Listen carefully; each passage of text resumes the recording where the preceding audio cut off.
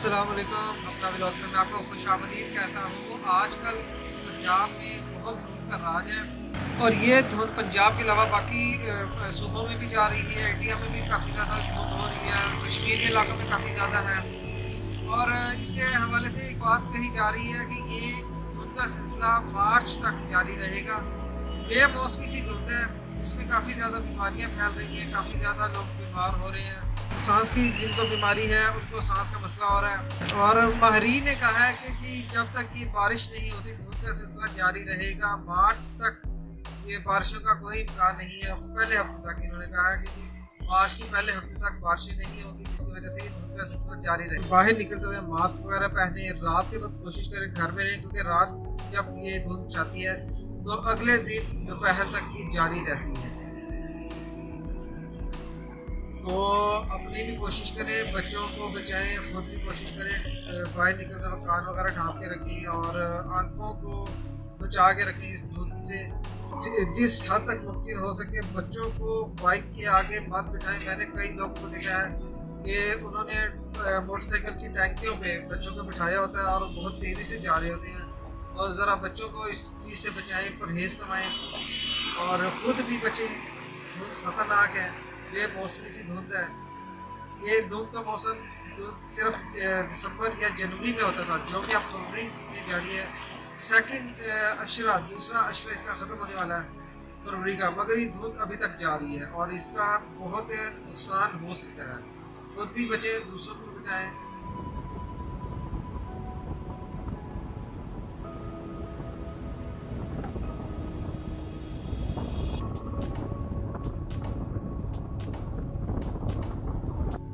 فیصل ممتاز شاہ، اور دھند کے بارے میں میرا یہ خیال ہے کہ جو آج کل دھند ہے یہ کافی نقصان دہ ہے۔ اس کے بارے میں آپ یہ کہہ سکتے ہیں کہ جو ایز اے ہول انوائرمنٹل جو چینجز آئی ہیں ان کا پنجاب میں، پاکستان میں بھی بڑا ایڈورس افیکٹ ہے۔ اور آپ دیکھ سکتے ہیں کہ فروری کے جو منتھ ہے نارملی اس میں دھند نہیں ہوتی، دھند کا سیزن نہیں ہوتا، لیکن فوگ جو ہے اس سیزن میں بھی آپ کو دیکھنے میں مل رہی ہے۔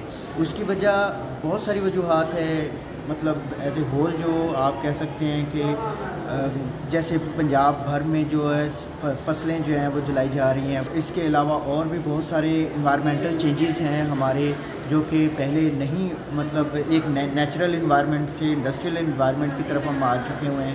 اور خیر اس میں گورنمنٹ نے تو بہت زیادہ اچھا رول پلے کیا ہے کہ انہوں نے جو بھٹے جتنے بھی ہیں ان لوگوں کو کہا ہے کہ اس کو سسٹمائز یعنی کہ ان کو کیا اور ایک کنٹرول ان کا انوائرمنٹ بنایا ہے۔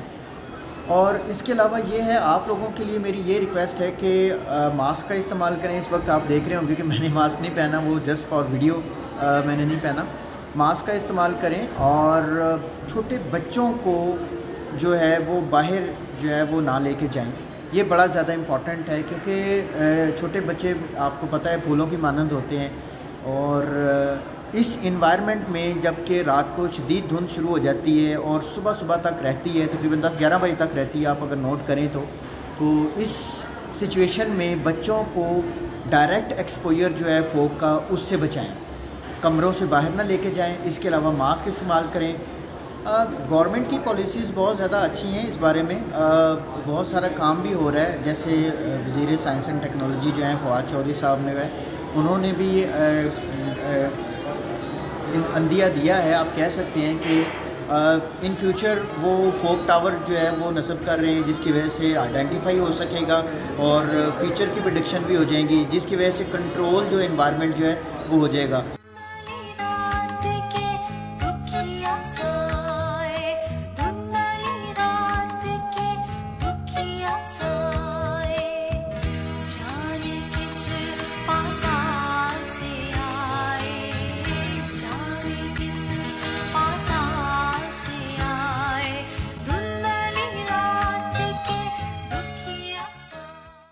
اس ویڈیو کو لائک کر دیجیے گا، سب چینل کو سبسکرائب کر دیں اگر آپ نہیں ہیں۔ دوسروں کو انفارمیشن پہنچانے کے لیے شیئر کے بٹن کو ضرور کلک کر دیجیے گا۔ بہت شکریہ، اللہ حافظ۔ تو اس ویڈیو کو لائک کریں، شیئر کریں اینڈ سبسکرائب کریں اور